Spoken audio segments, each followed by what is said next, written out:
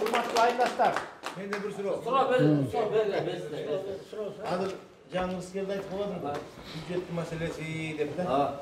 айтыңыздар. Азыр Акылбек Жапаров келип айтты. Şu men жылына 100 миллиардтан кошуп 600 миллиардка чыгарам деп да. Анан ушул жерде отургандардын баары дыйкандар отуруп эми. Дыйкандар отуруп. Айтыңыз. Ошо тала менен иштеп, ушул эптеп бала чакасын багайын дегендер отуруп да. Анан ал ошо жылына 100 миллиардтан кошом дегенде бул каяктан кошот эми? Ошо налогдун баарын көтөрүп, жердин налогун, транспорттун налогун, ошо болгон налогдун баарын көтөрүп, элди кыйноого алып келбейби деген маселе. Ошо каяктан табат бул акчаны? Кандай ойлойсуз? Биз буларга азыркы өкмөткө ушундай чоң ыйгар укуктарды бердик. Биз берген жокпуз. Бизди сыгып туруп азыркы парламентти мыйзамдардын баарын өткөрүп алды. Салык кодексин чрезвычайно өзгөчө кырдаалдар болду. Азыр эми салыкты бул өкмөт башчы жогорку кеңештин уруксаты жогору көтөрүп берет. Салыкты бардык түрлөрүнө көлөмүн көтөрүп атат. Бул айланып келип эле элдин чөнтөгүнө тиет. Элдин чөнтөгүнө. Бул элдин эсебинен экономиканы көтөрөм деп атат да. Бул мен үчүн, бул деген түркөйлүк. Эл өкмөттү багып атат. Эч нерсеси жок эле сурабай эле. Эми жок, эл байып кетти, мамлекет кедей болуп кетти, элди дагы бир аз сыксак, экономикасы көтөрүп атат да. Булардын түшүнүгүндө мамлекет кедей, эл бай. Эл бай экен да. Ошо эл деп, бирок чоңдордо көмүскө экономиканын көлөмү 40%га жетти. Эми 40% деген бул 160 миллиард сом бюджет боло турган болсо, бул 40 миллиард сом турабы эл байке? Жылына 40 миллиард сом уурдалат деп атат дагы, ошол уурдалган 40 миллиард сомду могу карапайым элдин эсебинен толтурам деп атат да. Эмне үчүн сен ошол уурдалып аткан акчанын эсебинен толтура албайсың? Эмне үчүн сен бөгөт кое албайсың? Эмне үчүн сен бажыдагы, салыктагы коррупцияны жоя албайсың да анан элге асыласың? Анан дегеле Рүстөм эке, сиз айтып атпайсызбы ушул өкмөт башчы жөнүндөчү? Бир чети Акылбек Үсөнбековичтин келгени жакшы болду. Келген, мен добуш берген жокмун.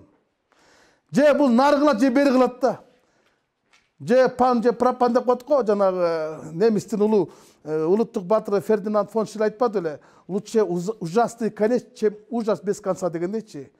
Бул же Кыргызстанды оңойт, же Кыргызстанды тонойт. Же нары кылат, же бери кылат. Ошол эле нерсе. Анан эми мен таң калып атам да. Мына сиз өзүңүз ишенбей атасыз да, ушу 400 миллиардка көбөйтөм дейт да. 400 миллиард сомго бюджетти көтөрүш үчүн мен билбейм. Киши башына эле Кыргызстанда басып жүргөн киши башына ар бир кадамыңа салык салсаң анча акчаны таба албайсың да. Жылына 100 миллиард. Эми 100 миллиардты биз кайдан табабыз? Кайсы акча менен табабыз? Эми Көнтөрдө алтынды тынымсыз казып саткан күндө да анчага жетпейт. Эми ал өзү убада бербеди. Мен чыгарам, анан чыгарбасам кетем дегендер кылды да. Колдоп бердик. Бар дедик. Мына эми январь, февраль, март. 3 айдан кийин аман эсен болуп мен депутат болуп калсам, биринчисин айтам. Бергениңиз. Дал ушул жерге отурмуз. Мындан мурун ошо мен айылым барганда ушул 2 киши суроо берди эле. Мен ошол сурооду эми сага берейин дейм. Биринчи кварталга жана сиз айткан 200 миллиардтын жок дегенде биринчи кварталдын өзүнүн планы бар да. Аткарылды.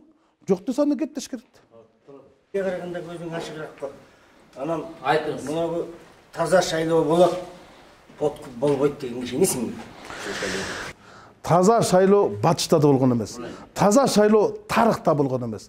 Анан Кыргызстанда таза шайлоо болот деген мен өткөндө Азаттыктан айтпадымбы, жанагы Арстанбек Алайдын зима не будет деген сөз. Таза шайлоо кантип эле таза шайлоо болсун? Таза шайлоо болуш үчүн бийлик таза болуш керек, бийликтин мыйзамдары таза болуш керек. Бизде баш мыйзамдагы чийки, башка мыйзамдарда чийки, шайлоо мыйзамда чийки. Бизде бардыгы жаңыланды. Бийликтин башындагы адам жаңыланды, баш мыйзам жаңыланды, башка мыйзамдар жаңыланды, бардыгы жаңыланды. Бирок талапкерлер менен ел eski. Технология eski. Алар ақша менен баргандар азыр атак менен бара албайт. Кайдан атак таап аталар? Кадыр менен баргандар капчыгы менен бара албайт, алар акча таап албайт. Анан ошол нерсе уланат да. Ошол нерсе уланат. Кеп ошону көзөмөлдөй алабы? Бийлик таза шайлоону өткөргөнгө болгон аракетин салган күндө дагы таза шайлоону камсыз кылышына мен ишенбейм. Рыскелди.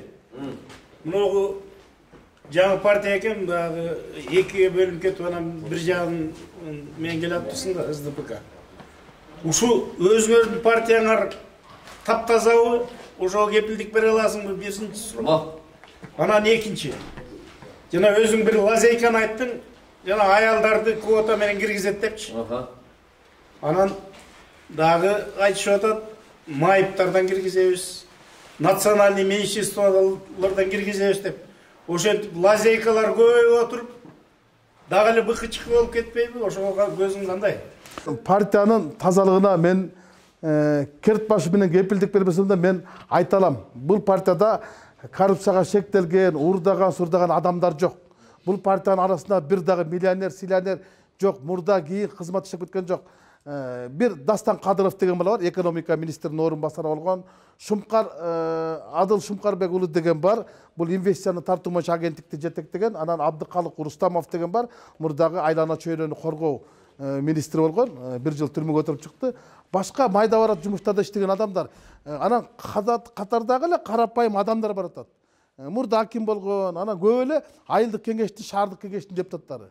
Бир дагы биздин партиянын курамында олигарх жок. Аксакалы Сишенбай Кадырбеков, жашы Кадыр Алмазбеков. Болду, ортомчусу менмин. Аксакал ошол баласы тиги болуп. Анан жана айтып кеткен шайлоо мыйзамындачы, бул мыйзам чийки.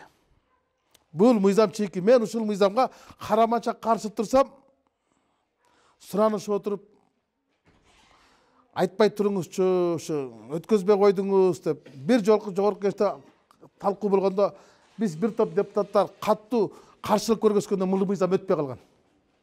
Шайлоо мыйзам өтпөй калып, бийлик тайм-аут алып, билесиздер да, президент кечинде чайга чакырып, 2 күн депутаттарды жибитип, иритип, анан кийин киргизип кетти. Мен бирок айттым. Көрөсүңөр дедим. Кийинки талкууда мен айттым, көрөсүңөр дедим. Бул шайлоо кодекси менен 4-чү ыңкылап коратасыңар. Ынтымак кораткан жоксуңар дедим. Анткени лазейкалар көп. Караган жок, шашылыш түрдө, бирок бийликтин убактысы болгон. Ушул мыйзамдагы алешемдиктерди, кемчиликтерди алып салганга. Тазалабай туруп эле таза шайлоого кирип кетти да. Жана сиз айткандай болуп туруп, 10 мандаттын 3-өөнү булар алып кетет, анан кийин жаштардын квотасы менен алып кетет, бонуска кетет. Бул деген араздашуулар алып келет. Анткени арбын добуш алган адам депутат болбой, аз добуш алган адам депутат болуп кетет. Анда тиг айтат да, мен эмне үчүн мындай болуп калды депчи. Анан сотко берет. Бирок биз ушундай мыйзамды кабыл алып койбодукпу? Кабыл алып койбодук. Ар бир мисалы айтат да, анда аялдар кирбей калат экен дейт да. Жана партиялык преференциялыкчы эл экен. Мисалы 10-дун 3-өө 30% аялдар болсун атпайбы? Азыр 26 аймактан көрөсүңөр го, 26 эркек келет. Аларда квота жок аймакта, 36 аймакта 36 эркек келет. Билесиздер да, мурунку немеде бир дагы эркек болбой калганда. Бир дагы аял депутат болбой калган. Бүт эркектер утуп келген да. Аймактардан аялдарга утуп чыгыш өтө оор. 36 аймактан 36 бай келет, 36 неме келет, олигарх келет. Бир аял келбейт. Партия келгенде бизде силерге аялдарга квота бердик. Эмнеге тияка квота бербейсиз? Неге квота бербейсиз? Эмнеге ал жактан мисалы жаштар келе албайт? Мисалы өткөн шайлоодо мен айтпадымбы, Темирлан Султанбек деген жана биздин партиянын башчысы болуп жүргөн баланчы. Өткөн шайлоодо ал талапкер болуп катышкан манасыке. Бу да саяпкер болуп катышып атат.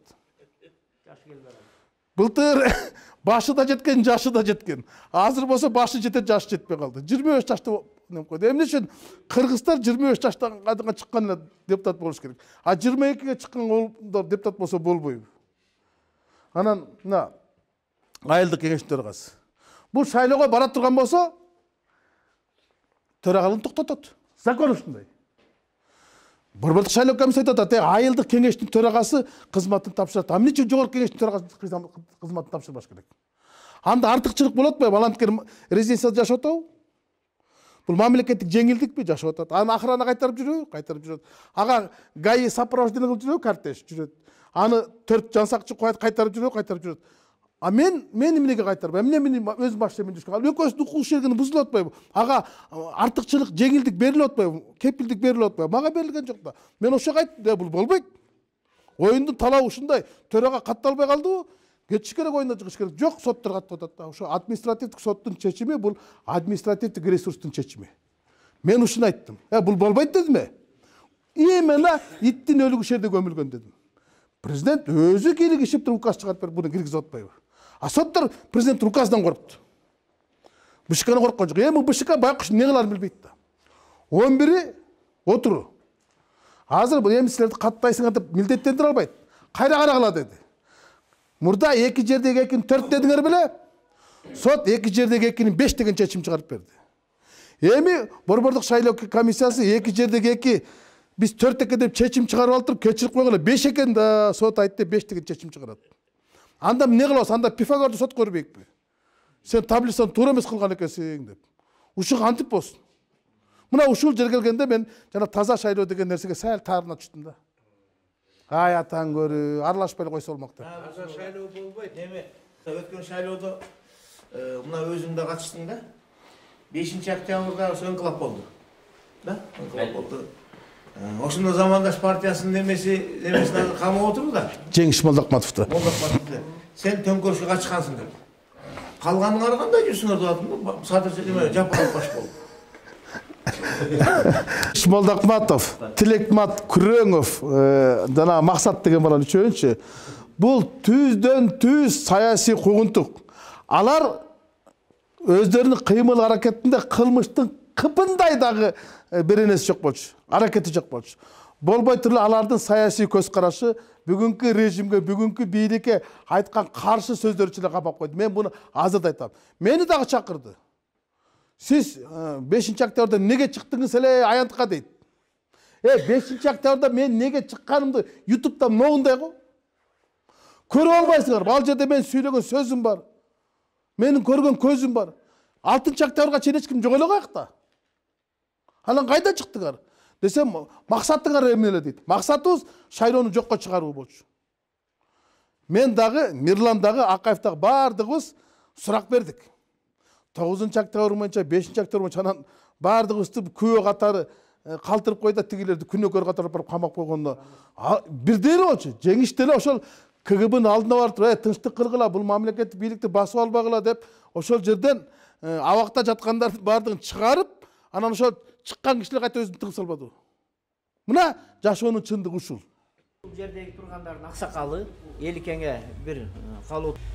Мына Ырыскелди инибиз жогорку кеңештин депутаттыгына талапкер болуп аттанып атат. Баарыбыз билебиз Ырыскелдинин кандай экенин, кандай депутат экенин.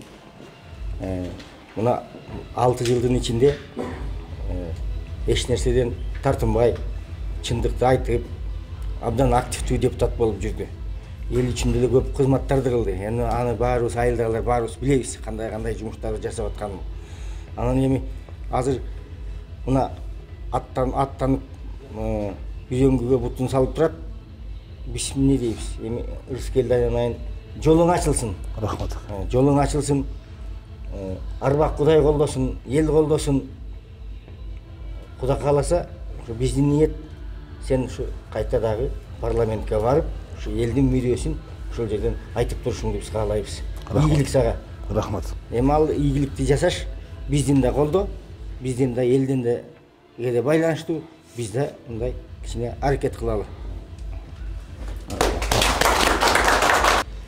Бак карасың, кыдырда барсың, кетпестен кең пейил берсин. Ырыскелди жолуң шыдыр болсун, жолдошуң кыдыр болсун. Эл үчүн, элдин талабы үчүн жан урап иштеп, билимиңди, тажрыйбаңды, адамдык парасатыңды элдин келечеги үчүн жумшашыңды каалайбыз. Ийгилик сага.